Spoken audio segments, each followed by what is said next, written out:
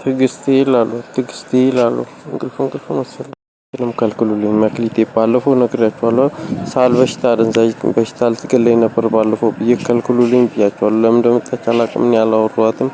ከልክሉልኝ በቃ አምላክ እያልኳቸው ነው። እኔ እፈራታለሁ። ከልክሉልኝ መክሊቴ ማለት እና ባንቺ ማነው ልክ ልበላ ስል እነሱ ናቸው ይሉኛል። ልክ ልገዛ ስል እነሱ ናቸው ይሉኛል።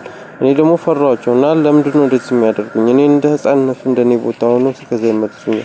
አንዴ በጸጋጋ አንዴ በዛጋ ስገዛ ከልክሉልኝ በቃ አምላክ የእነሱን አልፈልግም።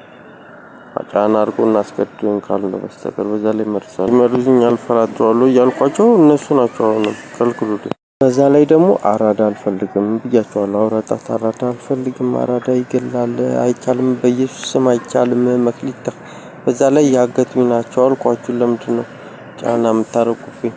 አራዳም አልፈልግም ስላችሁ ባንቺም ትገላለች ብያቸዋለሁ። መክሊትን ትገላለች ብያቸዋለሁ። ከሁለቱም ጋር እሷ ነች እና ሰሊ ትገላለች።